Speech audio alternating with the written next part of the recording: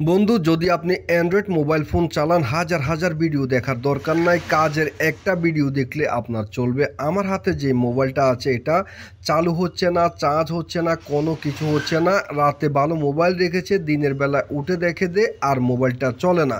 এই ধরনের সমস্যা আপনার সাথেও হতে পারে। আপনি কিভাবে এটা দেখবেন বা টেকনিশিয়ানের কাছে নিলে কিভাবে এটা টেকনিশিয়ান ঠিক করবে, এটা কিন্তু আপনাকে একটু ধারণা রাখার দরকার।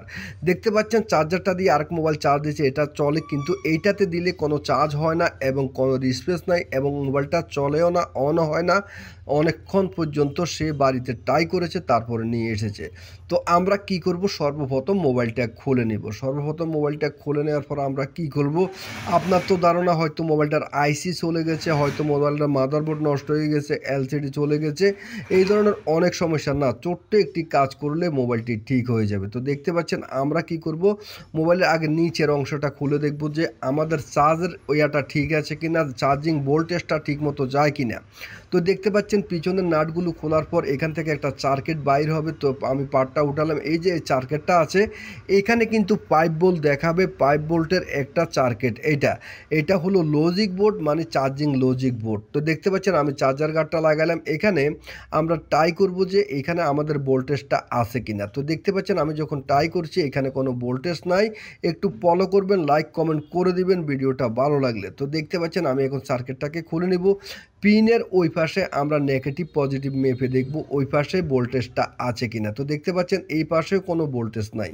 এখানে কিন্তু 5 ভোল্ট পাওয়ার সাপ্লাই, 5 ভোল্ট আসার কথা, চার্জিং ভোল্টেজ 5 ভোল্ট থাকার কথা, এখানে কোনো ভোল্টেজ নাই।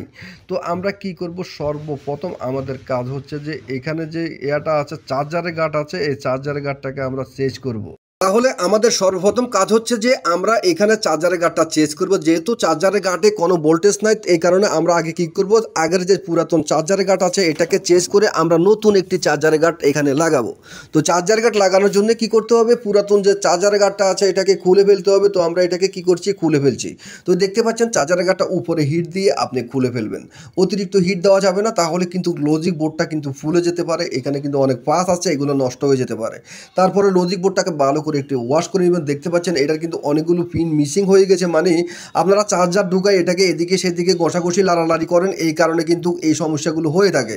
এই কাজ করা যাবে না। তো দেখতে পাচ্ছেন আমি আরেকটা নতুন চার্জার গার্ড নিয়েছি। এখন ওই চার্জার গার্ডটাকে কি করবো, একটু সোল্ডারিং করব। যে পিনগুলো আমরা এই বোর্ডের সাথে লাগবে এই পিনগুলোকে আপনি সোল্ডারিং করে দিবেন, না হলে কিন্তু ভালোভাবে কানেকশন হয় না, এই কাজ করা যাবে না। তো সোল্ডারিং করার জন্য আমি এখানে সোল্ডারিং আয়রন দিয়ে একটু সোল্ডারিং করে নিচ্ছি এই পিনগুলো অ্যাকুরেটভাবে। যোগাযোগ করতে চাইলে স্ক্রিনে নাম্বার দেওয়া আছে, আপনি করতে পারেন। তো দেখতে পাচ্ছেন আমি কিন্তু এখন এই চার্জারের কার্ডটা এখানে ফিটিং করব। খুবই সহজ অসাধারণ একটা টেকনিক। তো কীভাবে ফিটিং করবেন, তো ওয়াশ করানোর পর দেখতে পাচ্ছেন যে পজিটিভ কানেকশনটা কিন্তু সামান্য একটু দেখা যায়, আর নেগেটিভ কানেকশনগুলো ঠিক আছে। কিন্তু আপনি বিএসআই লাইন বা আপনার যে অন্য লাইনগুলো আছে, যে আপনার ডাটা কানেকশন লাইনগুলো কিন্তু একদম নষ্ট হয়ে গেছে। তো এই ফোনটা দিয়ে শুধু চার্জও হবে, ডাটা কানেকশন হবে না। কাস্টমারকে এটা একবার বলে দিলে তার কিন্তু একটা ধারণা থাকবে যে এই আপনার এটাতে কিন্তু ডাটা কানেকশন হবে না, আপনার এগুলো নষ্ট করে ফেলছেন আপনি। কারণ আপনি যে ঘষা মাজা করছেন এটার কারণে পিনগুলো কিন্তু নিচ থেকে উঠে গেছে। তো দেখতে পাচ্ছেন উপরে দিয়ে হিট দিয়ে আমরা কিন্তু চার্জারের গার্ডটা লাগাই দিলাম। এখন যদি চার্জার গার্ড লাগানোর পর আমার মোবাইলটা চার্জ হয় বা চার্জার লোগো আসে, তাহলে বলবো যে মোবাইলটা ঠিক হয়ে গেছে, মোবাইলটাতে কোনো সমস্যা নাই। তো দেখতে পাচ্ছেন এটা কিন্তু লাগানো শেষ। এখন আমরা কিন্তু নিচের যে পিনগুলো আছে এগুলোকে ভালো করে সোল্ডারিং করে দেবো, কারণ এইগুলো হলো মেইন। এখান দিয়ে কিন্তু চার্জ ওঠানামা করে, ভালোভাবে কানেকশন না হলে কিন্তু চার্জ হবে না, ব্যাটারি উঠবে না। তো দেখতে পাচ্ছেন এখন আমরা চেক করব এটা লাগানো ঠিক আছে কিনা। তো আমরা কি করব, লজিক বোর্ডের মধ্যে দেখব ভোল্টেজ আছে কিনা। দেখতে পাচ্ছেন এখানে কিন্তু 5 ভোল্ট শু করছে। এখন লাগানো কমপ্লিট। এখন মোবাইলের সাথে দিয়ে দেখব যে এখানে লোগোটা আসে কিনা বা চার্জিং হয় কিনা, এইটা দেখব। এটা দেখলে আপনি কনফার্ম হয়ে যাবেন যে আপনার মোবাইলটা ওকে হয়ে গেছে। তাহলে যদি আপনাদের মোবাইলটা হঠাৎ করে বন্ধ হয়ে যায় বা চালু হচ্ছে না, আগে এই কাজ করবেন। আগে ভাগে আইসি মাইসি যাই বলবেন না, আমার আইসি নষ্ট হয়ে গেছে, পাওয়ার আইসি চলে গেছে, তাইলে মাস খাবেন, আমার দোষ নাই।